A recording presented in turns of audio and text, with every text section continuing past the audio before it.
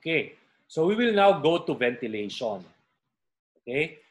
Actually, all of those, yung pinag-usapan nating mechanics of breathing, that is also yung process of ventilating, no? Yung pagdala ng hangin towards the alveoli.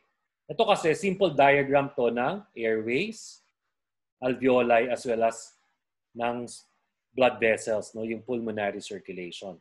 So yung pinag-usapan natin yon, that is also ventilation. Ang endpoint nun pala will be ventilation, and that is yung movement of air from the environment to the lungs. Okay? Yan, pardon the background, may gumagawa kasi sa tabi namin. Okay? So wag na yan. Ito, nakita nyo na yan, yung Weibel palette diagram. Okay? Yan, no? So, in ventilation, yan, sabi ko nga sa inyo, ventilation, yan, is determined by your tidal volume. So, for your total as well as pulmonary ventilation, this is your tidal volume multiplied by your respiratory rate. So, ibig sabihin, ito yung ventilation is yung tidal volume mo plus a time component, no, within a minute. Okay? So, if for example, your tidal volume is what? 500 ml, no, yung average, and then you're breathing 15 times per minute, you will have a total ventilation of 7,500 ml. Okay? So, kung makikita nyo, that is the volume per minute. Kaya ito yung tinatawag din natin ng minute respiratory, minute, ano nga to? MRV, minute respiratory volume. Okay? Yan yung isa pang tawag sa kanya, minute respiratory volume or total ventilation. So this is the amount of air that goes inside the lungs. Okay? Ang isa pa ay yung alveolar ventilation. This time, this is the actual amount of air that will go into the alveoli and take part in gas exchange. Okay? Siya yung gas na pupunta sa alveoli. So kasi nga, bakit gano'n? No? Anong kaibahan niya? Kanina, if you will look sa total ventilation, this is the amount of air that goes inside the lungs per minute. So ibig sabihin, yung nasa alveoli, yung nasa airways na dead space, yan ang part siya ng total ventilation. Pero sa alveolar ventilation, gusto mo yung makakarating lang sa alveoli. So anong gagawin mo? You have to subtract your anatomic dead space. Okay? So tidal volume minus anatomic dead space multiplied by your respiratory rate, that is your alveolar ventilation. Okay? So for example, you know your tidal volume, 500 ml. You know your anatomic dead space. Ito yung average, no? 150 ml. But in your laboratory, you can use your estimated anatomic dead space. Pero dito ginamit yung 150 multiplied by your 15. Okay? So you will now have 5,250 ml na alveolar ventilation. Is that clear? Maliwanag ba yon? Okay. So since we are already here, diba, we mentioned that the major function of the lungs is for gas exchange. Okay? So in order for us to have good gas exchange, diba, you should have ventilation, gas inside the alveoli, as well as what? You should have blood flow because the blood will be the one transporting the oxygen. Okay? And that is yung blood flow, that is also your perfusion. Okay? Perfusion din yon. So yung perfusion in respiratory physiology, it is expressed as letter Q. Okay? If you will look here, sabi natin yung alveolar ventilation is 5,250. Paano ka magkakaroon ng, going back, no? Dapat yung VQ natin, para maganda ang gas exchange, yung ventilation and perfusion should be almost equal to 1 para maganda ang gas exchange. Okay? Yan, no? So kung titingnan mo dito, on the average, ang isang adult will have 5,250 ml per minute na alveolar ventilation. Paano siya magkakaroon ng equal to 1 na almost equal to 1 na VQ ratio. Diba? We have mentioned during the first part ng lecture that each pulmonary capillary can contain 70 ml of blood. Pero sabi din natin doon that there is a vast capillary network. Diba? Sabi nga natin, it is the largest capillary network in the body. And also because of that, yung pulmonary circulation is what? It is a low pressure circulation. And that for that same reason, yung pulmonary circulation can actually receive the whole cardiac output, which is also around 5 liters. Diba? 5,000 ml. That's why if you have a normal pulmonary circulation, normal lungs, your VQ ratio will be almost equal to 1. No? Kasi before we use yung equal to 1, pero kung saan nako-correct kasi tayo, and the actual value is what? 0.8 for your VQ ratio. Maliwanag? So yan, no? Dapat ganyan ang VQ mo para maganda ang gas exchange. Okay. So ito, anatomic dead space. We have discussed this already. So you have the ways to measure your anatomic dead space are the following. Yeah, nitrogen washout or Fowler's method. No, just nice to know. Okay, we have another dead space in the lungs. That is your physiologic dead space. Okay, for unknown reason, meron daw mga areas sa lungs natin that are not perfused or hindi maganda yung perfusion. Okay, so that contributes to your physiologic dead space. So unknown, pero one theory, ang sabi nila, that is, for example, this is your lungs, diba? And then this is your chest wall, malapit siya dun sa lungs mo. Yung areas ng lungs or ng alveoli that are close to the chest wall, hindi sila properly ventilated. What do I mean by that? Parang ikaw, kung ikaw ay nakadikit sa pader, di ba hindi ka masyadong makakagalaw? Same thing with your alveoli. Okay? Because of that, medyo pangit yung ventilation doon. So if that will continue, yung VQ ratio mo, kasi nga ito will contribute, it will somehow lower your ventilation. So hindi magiging equal to 1 yung VQ ratio. Okay? So the theory now goes that the blood vessels that's supposed to be nagsusupply ng mga areas ng alveoli na yon, they are also closed. Okay? Para bumaba din yung perfusion, yung VQ mo, ma-maintain mo sa almost equal to 1.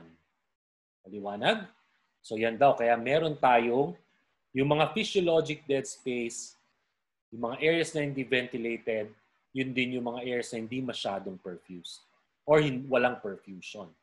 Well, in fact, pwede yun mag-open, lalong-lalo na, di ba, if you constantly exercise, okay, lalakas yung respiratory muscles mo, nag-i-inflate lalo yung lungs mo. Pag lumaki yung vital capacity mo, even the closed blood vessels now will open.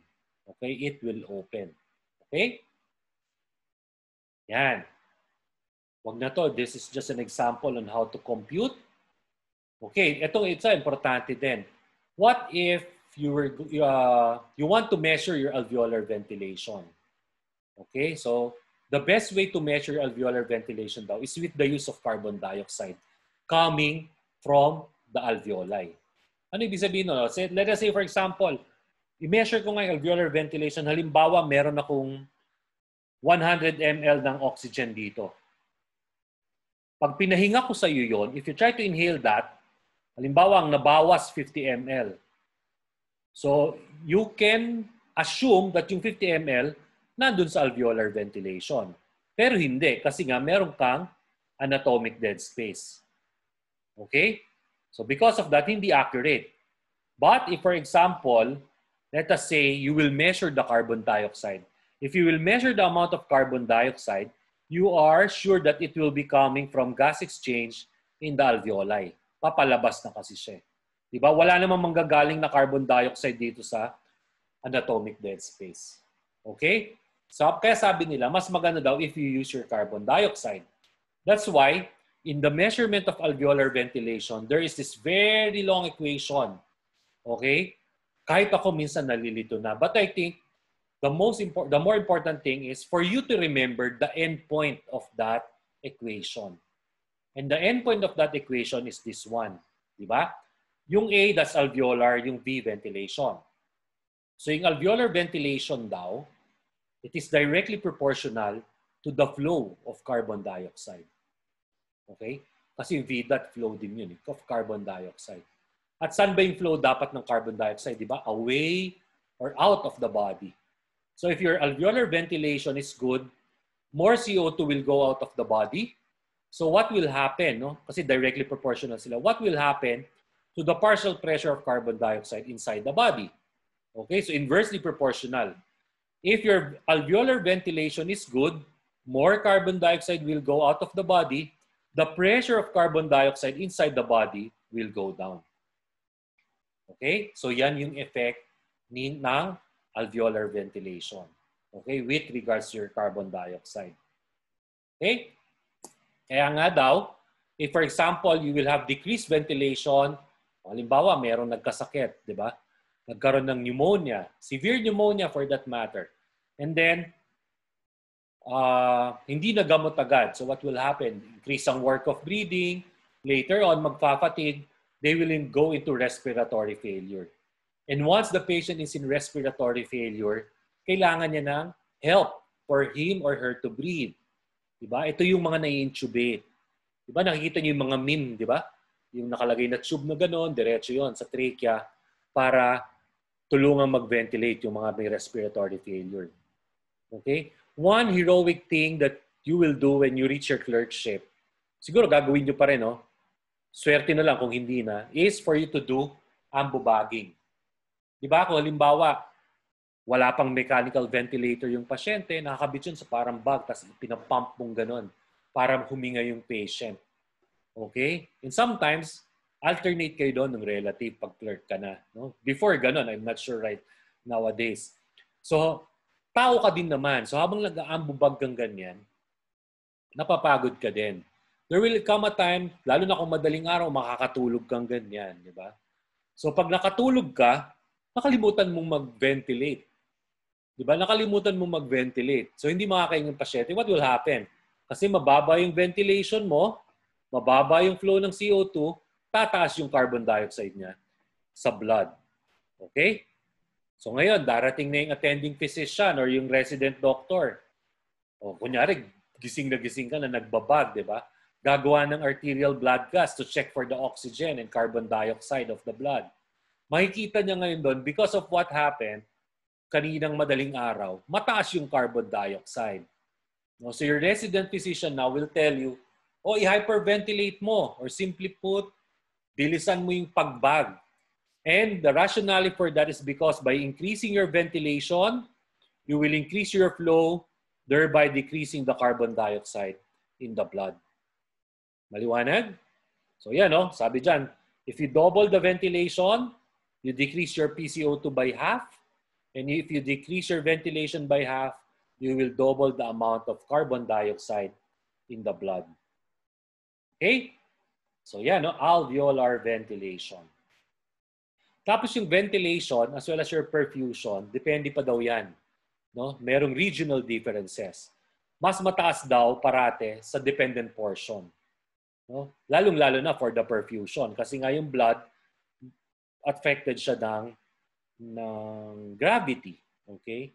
Although sa air, ganun din. Kahit mas mabilis yung makarating sa apex, somehow mas maganda pa rin daw sa dependent portions. Okay? But if you will get the VQ ratio, yung VQ mo will be high at the apex. Ano ibig sabihin na lang? Tanda mo lagi pag may fraction, di ba? Pag mataas yung numerator mo, malaging mas mataas yung resulta mo. Di ba? So if your VQ ratio is high, ibig sabihin lang nun, mas mataas yung ventilation. Di ba? And that is true in the apex. Bakit? No? Kasi if you will look at the lungs, tingnan natin, ito yung lungs, laging mataas yung VQ sa apex. Kasi nga, your ventilation, air, compared to perfusion, can easily reach yung apex. Another thing is nga, yung blood is more affected by gravity, kaya mas marami siya sa base. And then another thing is that, di ba, yung heart natin, which is the source of the blood flow, yung base, mas malapit siya sa heart compared with the apex. That's why, somehow yung V mo, mas mataas in the apex than your perfusion. Kaya yung ratio mo, VQ ratio is high at the apex and low at the base. Kasi nga, mas mataas ang perfusion at the base. Okay?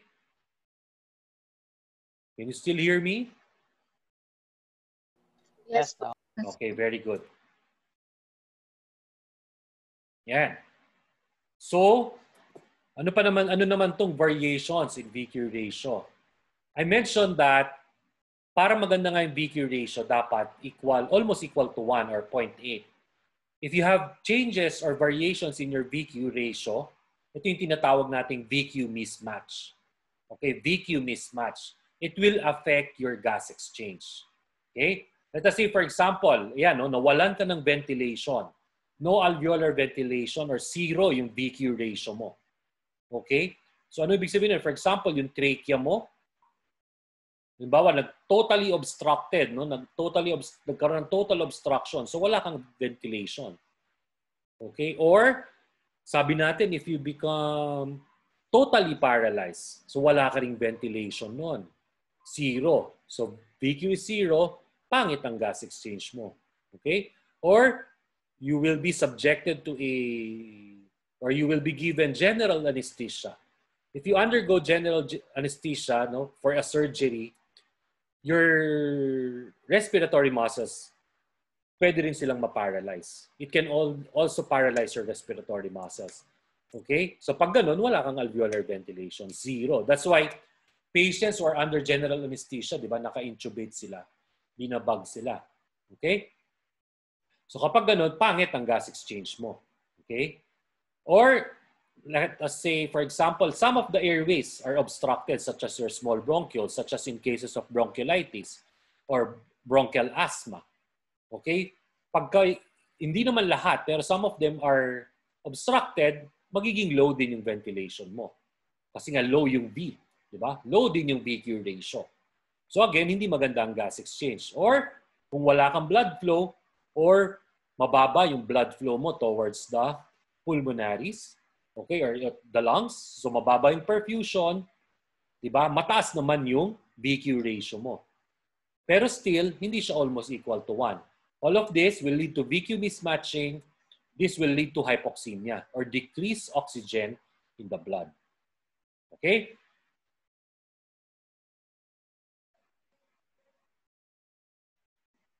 Okay. So how about naman yung hypoventilation?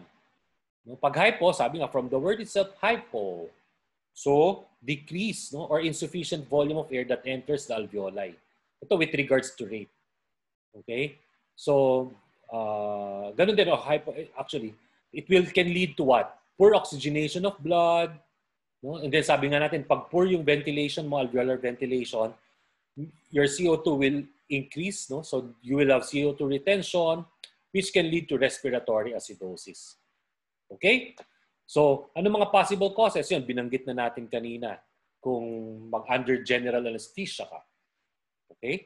Or, magkaroon ka ng paralysis of the diaphragm. Or, let us say, for example, maging hypothermic yung katawan mo. Okay? Dilubog ka sa snow, halimbawa, ganyan. So, pag nag-hypothermia ka, magkakaroon ka rin ng hypoventilation. Okay? Or, sometimes, no, depending kasi sa injury sa brain natin, it's either you can have hypoventilation or hyperventilation. Okay? So yun, we mentioned na natin yung kabaliktaran, hyperventilation. So in hyperventilation, this is increase in excess of what is required. Okay? So if, for example, you will have hyperventilation, the problem is not your lungs. Ang problema mo lang, you can have normal oxygenation, but your problem now will be your carbon dioxide alone. Kung ang problem mo ay hindi yung lungs. Like for example, ito, anxiety. Diba? If you're anxious, what will happen? You tend to hyperventilate. Because of hyperventilation, lalabas yung PCO2 mo, pwede kang magkaroon ng respiratory alkalosis. Di ba? Kailan ka ba pwedeng maging anxious? O halimbawa, yun, iyak ka ng iyak kasi inaaway ka ng boyfriend mo or girlfriend mo, pinagalitan ka ng magulang mo, di ba? Kasi less than 44 yung nakuha mo nung nag-compute ka ng grade sa PHISO. O, pwede kang mag-hyperventilate noon, di ba? Kaya later on, you might experience this in the emergency room. Sometimes, may darating sa emergency room, no? Ang tigas ng katawan nilang ganyan, akala mo nagsiseizure. Pero pag hinistoryahan mo na, what you will get is that napagalitan ng magulang or inaway ng boyfriend, nag-iiyak, nag-hyperventilate, nag-lead to low PCO2, and then nag-respiratory alkalosis, naging alkalotic yung blood. And take note kasi pag naging alkalotic yung blood, even the exchange of ions in the muscles will be affected, kaya nagkakaroon ng stiffening. Okay? So how do you treat that? Diba? Sabi nga nila, with the use of a paper bag.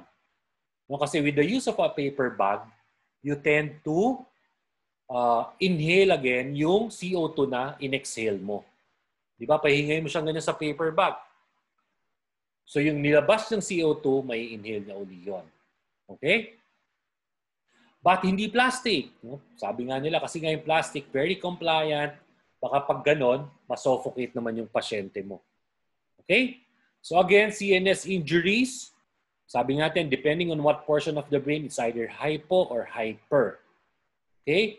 For hypoxemia, ito, halimbawa, may lung problem ka, or yun, airway problems, na like bronchial asthma, nag-decrease yung oxygen mo sa katawan, the first thing or compensatory mechanism of the body is to increase your respiratory rate. No? To increase your oxygen. However, ang effect nun sa CO2, decrease carbon dioxide naman. Okay? Acidosis, ano naman? Yung metabolic acidosis.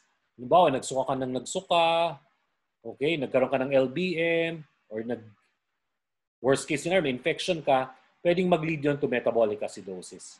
And the one that will compensate for that metabolic acidosis will be the lungs. So ilalabas yun ng ilalabas yung CO2 para maging alkalotic yung blood mo. Okay? How about hypotension? For hypotension, diba, sabi natin, pag hypotensive ka, diba, ang isang magre-react siyan, ang isang, anong tawag dito? Compensatory natin would be yung action ng aortic bodies and carotid bodies, diba? Yung aortic and carotid sinuses. Ang effect ng bodies na yon sa respiration is to increase respiration.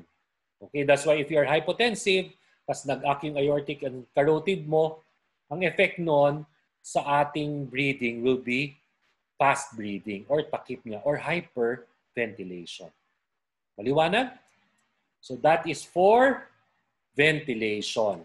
Okay? So I will just continue so that we can finish. No? Hindi nyo na kailangan panoorin or whatsoever. Okay? So for the transport of gases, ito yung mga different laws that we will need when we talk about yung transport of gases, especially dun sa diffusion. Okay? So the first one is yung Gay-Lussac or Charles law. Kung before we have talked about Boyle's volume and pressure, this time kay Charles or Gay-Lussac, ang constant yung pressure, ang tinitingnan natin is the volume as well as the temperature. Okay? So dito, pag daw in-increase mo yung temperature, the volume of the gas will also increase. Okay?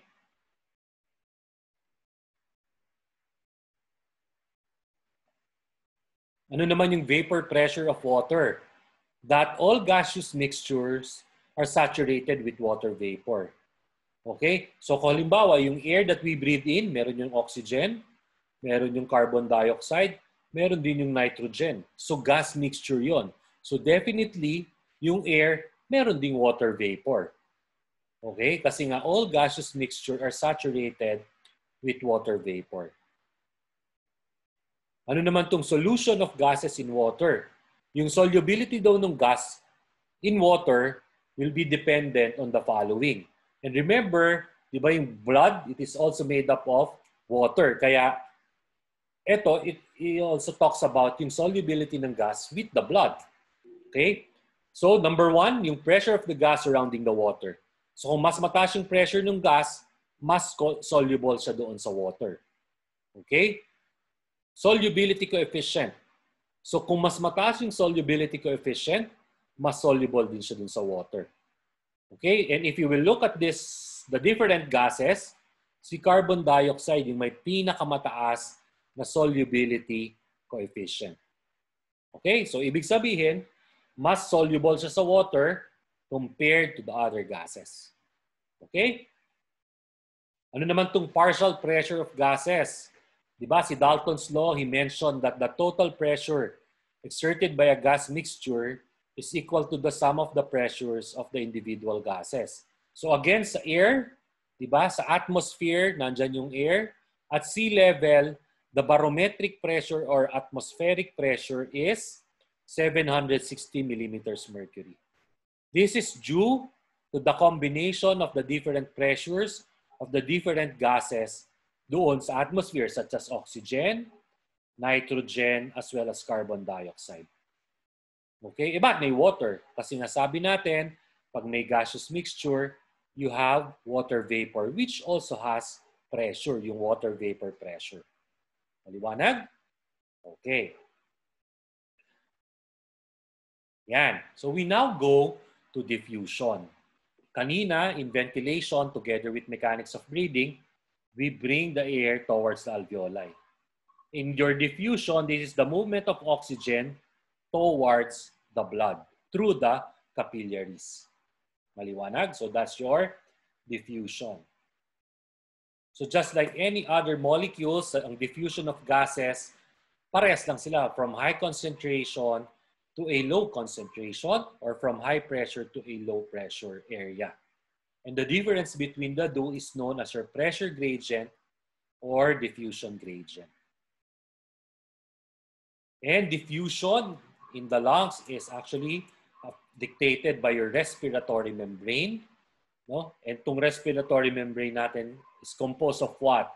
Yan, a fluid lining the alveolus, alveolar epithelium, basement membrane, as well as the basement endothelial membrane of the capillaries. Okay? As well as the interstitial space between the alveolus and capillaries. Okay? So this is under electron microscopy or under electron microscope. The empty space is your alveolar space. And then you have your lining epithelium of the lungs, of the alveoli. Okay? You have yung endothelium of the capillaries. You have the basement membrane of both capillaries as well as alveoli. And then if you will look closely, di ba merong thin, parang white line, that is your interstitium, where your interstitial space is located. Yung thin white line na yun yung interstitial space. As you can see, very thin lang. No? Very thin. Okay? And that is very important kasi nga, in order for the gas in the alveolar space to reach the capillary or diffuse to the capillary as well as the blood with ease. Okay? Yan. So diffusion, if you remember, di ba, during the first part of your physiology, diniscuss nyo na to itong Fick's law. Okay? It is only modified for respiration, ito, dito sa respiratory physiology. Yun daw, V dot gas or diffusion of gas is directly proportional to letter A. Okay? Directly proportional to letter A, which is your surface area. Okay? And anong sabi natin sa surface area ng lungs? It has a very big surface area, around 85 square meters, which is equivalent to 2 tennis courts. Diba? Kaya kung titingnan mo, napakalaki ng surface area. So for the lungs, walang problema kasi nga directly proportional. So the bigger the surface area is, the faster the diffusion. Okay? Kasi nga malaki yung surface area ng lungs. It's like when I ask all of you, ilan ba kayo? 60? O punta kayo, sige, sa tennis court na lang, example natin. Malaki yung tennis court. You can easily diffuse to that tennis court. Okay? But if I will tell you to please go inside, sabihin natin sa isang elevator, maliit lang yon, di ba? So you will have a hard time going in the elevator. Ganun din sa diffusion ng gas. Kung maliit yung surface area, your diffusion will become slower. Okay? What about thickness? Diba?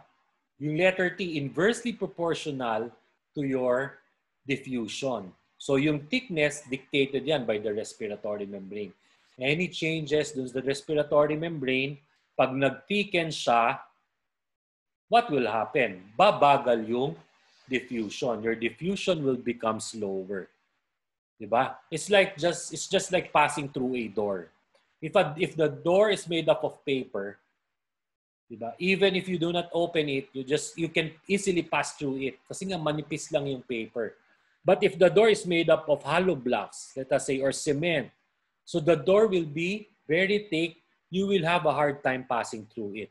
Same thing with the gases. Pag thick yung membrane, slower yung diffusion. Okay? What about your letter D or your diffusibility? So it is also proportional to your diffusion. And your diffusibility is composed of solubility coefficient as well as the inverse of the square root of the molecular weight. Okay? So kung inverse of the square root, if you compare CO2 with oxygen, mas inverse, mas maliit yung inverse niya. Okay? So mas mabilis siyang magdi-diffuse. However, yun nga daw, hindi siya yung main factor for diffusibility. But yung solubility coefficient ang main factor. That's why, di ba, among the gases, the one with highest solubility coefficient is your carbon dioxide. Kaya yung CO2 mo can diffuse faster compared to your oxygen. Okay? How about the pressure gradient? Ito, P1 to P2, so proportional din. The bigger, the larger, or the bigger the difference is, the faster the diffusion. No? Let us say, for example, in P1, 100 yung pressure mo dyan. Dito sa kabila, 10 lang. Ay, 10. Dito sa P1 mo, 50. Sa isa other area. Dito sa kabila, 10 pa din, ang P2. So dito, you have a difference of 40. Dito, you have a difference of 90. So in here, you have greater or bigger difference. So you expect the diffusion to be faster in this area. Maliwanag? Okay? So yan, no, kasi proportional. Yun yung sabi ni Fick's law. So any changes dun sa mga different factors na yun involved in your Fick's law will affect your diffusion. Yan. So ito one example. No? This is a normal electron microscopy of your alveoli. Kung titingnan natin, look at yung line na tinuro sa inyo, interstitial space niya, manipis lang. Compared to a patient with pneumonia. In pneumonia kasi what happens is, there's inflammation of your alveoli or your lung parenchyma itself. Kaya if you look at the interstitial space, dahil may inflammation siya, kumapal siya. And well, in fact, if you will look closely, di ba may mga dots? No? May mga inflammatory cells. No? So, ano nangyari? Because it is what? Inflamed, nag-thicken yung membrane. Okay? Because of the thickening of the membrane, what will happen to your diffusion? It will now become slower. Babagal siya. Mahihirapang dumaan yung oxygen from the alveoli towards the capillaries as well as the blood inside the capillaries. Okay? So, mahihirapan. Kaya kung halimbawa sa bronchial asthma, the problem is resistance as well as flow, affecting your VQ ratio. Ang problem with pneumonia is what? Diffusion problems. No? Kaya ka nagkakaroon ng hypoxemia sa pneumonia. Okay, maliwanag? Okay. So this is just to show us that your carbon dioxide indeed diffuses faster compared to your oxygen. Okay? So tingnan naman natin kung may mga iba pa daw changes, no? Doon sa or example ng mga sinabi ni Fick's law. Okay? So ito, let us look at a normal lang with a patient, let us say for example, with mild pneumonia as well as severe pneumonia. Okay? So tingnan natin. So in this one, No? Ang babaguhin natin, kasi nga mild pneumonia, severe pneumonia, yung thickness ng membrane. Di ba? Hindi natin babaguhin yung ibang parameter. No? Kung halimbawa daw, if you are in a place wherein you have 100 millimeters mercury of oxygen in the environment, no? Or let us say more than 100, pagpasok nun sa alveoli mo, mga 100 din. Okay? So this occurs usually at sea level. Okay? At sea level. Yung pressure of oxygen in your alveoli will be 100. Almost equal to that sa environment. Although mas mataas ng konti. Okay? So what will happen now in a normal individual? So in a normal individual, di ba, as the blood is pumped towards the pulmonary circulation, in order for the blood to be oxygenated, the blood will only stay inside the pulmonary circulation for around 0.75 of a second. Okay? So pag-pump niya, labdug, daan sa pulmonary circulation, lalabas na uli. 0.75 of a second lang. And take note, kahit short lang yung period of time inside the lungs, kung normal yung lungs mo, take note, no, that the blood now will be saturated at around 0.25 of a second. So mabilis na mabilis, no? 0.25 of a second, saturated na yung blood ng oxygen. Kaya kahit lumabas siya at 0.75, if your lungs are normal, saturated ng oxygen yung blood. Okay? But what will happen if this normal individual will exert effort? Let us say, for example, nag-exercise. So pag nag-exercise ka, di ba, bibilis din yung tibok ng puso mo. Your heart will beat faster. The time spent by the blood inside the lungs will also become shorter. Okay? If your lungs are normal, walang problema. Kahit mag-shorten yan, kasi nga, saturated na yung blood mo ng oxygen. So kahit lumabas siya at 0.25 of a second sa lungs, saturated na siya, pwedeng wala kang signs of hypoxemia. Okay? But what will happen, let us say, for example, you have a patient with mild pneumonia. No, nag-inflame lang ng konti yung kanyang alveoli. So take a look now at this one. Kung mild lang yan, medyo babagal din yung diffusion.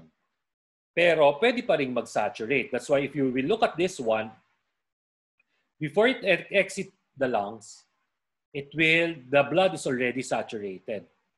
That's the reason why there are cases of pneumonia, yung mga mild pneumonia, diba? You can manage them at home, you can send them at home without oxygen. Kasi nga, nagsasaturate pa rin naman sila ng oxygen, kahit na may diffusion problems already. But what will happen if this patient now, yung with mild pneumonia, will increase effort? Well, let's say, for example, if you're familiar with FEU, di ba? Sa FEU kasi ang outpatient clinic nasa ground floor, sa baba. Tapos we have multi-level parking, di ba? So kung halimbawa yung pasyente mo na chinek up ng mild pneumonia sa ground floor, umakyat siya sa third floor or fourth floor kasi dun nga siya nakapark. Okay? So mag-exert siya ng effort, bibilis yung tibok ng puso. Yung time spent by the blood inside the lungs will be shortened. So what will happen if you have slower diffusion because of thickening of your membranes, tapos nag-exert ka pa ng effort, these patients with mild pneumonia now may have symptoms of or will now become hypoxemic. Okay? They will now become hypoxemic. Kaya nga yung mga with mild pneumonia, they can be managed at home provided that hindi sila masyado mag-exert ng effort. Maliwanag? So, kung severe yung pneumonia mo, definitely wala nang saturation. Very slow na yung diffusion. Hindi na magsasaturate yung blood mo ng oxygen. That is why patients now will become hypoxemic. Kaya yung mga moderate to severe pneumonia, they need oxygen support. Maliwanag? Yan, okay. So let us now take a look. If for example, baguhin pa natin yung isang parameter. Like for example, yung pressure gradient. No? Kung dito, tingnan mo 100. Dito, dinecrease mo ngayon yung oxygen in the environment. So also, magdi-decrease din yung oxygen na papasok sa alveoli. Okay? So itong mga ganito, so where do you usually see this? di ba, sa mga high altitude areas, mas mababa yung oxygen doon, di ba? Pero itong P50, di naman yan. No? Mga usually, mataas na yan. Mga parang Mount Everest na yan. Okay? So let us say, for example na lang, para ma-elaborate lang natin. If you have decreased yung oxygen into half, no, to P50. So take a look at a normal individual. No? Kung kanina, at 0.25 of a second, saturated na siya sa normal individual. Ngayon na pinababa mo yung pressure gradient, take a look, medyo bumagal na siya. Almost half a second na, dun pa lang nag-saturate ng oxygen yung blood. Okay? So, if this normal individual will increase its effort or will try to exercise, pwede na siyang maging hypoxemic. Kasi nga, because of the effect of pressure gradient, bumagal din yung diffusion, no? Affected na yung pasok ng oxygen sa capillaries. Okay? Kaya nga, di ba, baka na-notice nyo na if you are in Baguio, let us say for example, although in Baguio, hindi naman P50 ang oxygen doon. But if you are in Baguio, if here in Manila, you can climb around 2 to 3 flights of stairs with ease. In Baguio, medyo kuminsan mas para kang hinihingal. Kasi nga in Baguio, mas mataas yung altitude. Somehow, yung pressure of oxygen in the atmosphere is lower. So it will affect yung pressure gradient. It will also affect the diffusion of gas inside your alveoli. Okay? Yun ay kung galing ka dito, pumunta ka doon. Siyempre, kung matagal ka na nakatira doon, ibang usapan din yon. Okay? So what will happen now kung meron kang mild pneumonia? So tingnan nyo, no? Sa mild pneumonia, kasi nga thickened yung membrane mo, tapos binabaan mo pa yung pressure gradient, patients with mild pneumonia, no? If they're in high altitude areas, definitely hindi na magkakaroon ng saturation. Kahit mild pneumonia na yan. Kasi dalawa na yung parameters na binago mo. Okay? Especially patients who have moderate or severe pneumonia. Okay? So hindi na sila who has severe pneumonia, hindi na sila magsasaturate. So they will have signs of hypoxemia. Maliwanag? Okay. So tingnan pa natin, ano pa yung effect, no, nung mga sinabi ni Fixlot at nung law na binanggit natin. Okay? So take a look at this one. Alam na natin na pag red, this is what? Arterial side containing oxygenated blood. And this one is your venous side containing less oxygenated blood.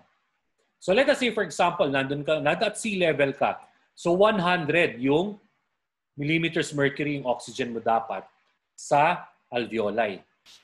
If you will measure the oxygen in your systemic artery, di ba, sabi nga natin, nandun lang siya sa 95 to around 98 millimeters mercury. It will never reach 100.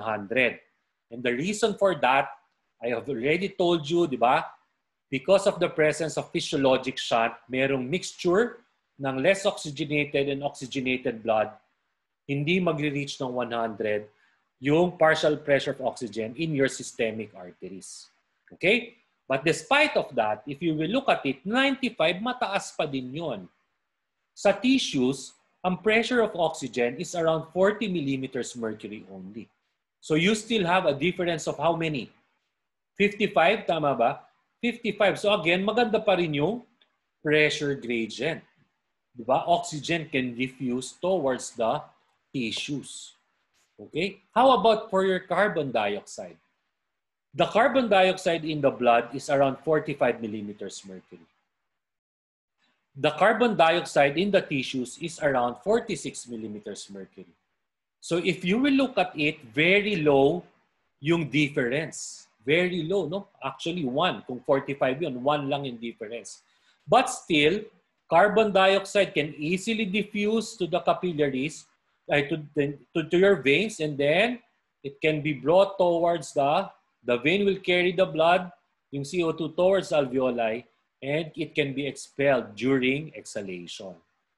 Okay? So kung makikita nyo, even without pressure gradient for your carbon dioxide, but because, diba, it has a very high solubility coefficient, diba, it is more soluble in water, so even without pressure gradient, no, it can easily diffuse to the blood vessels, and it can be easily carried towards the lungs and be eliminated. Maliwanag? So kung titingnan mo, that's why also the reason why, if you have pneumonia, the first thing that will be affected will be your oxygen. Yung CO2, hindi pa yan.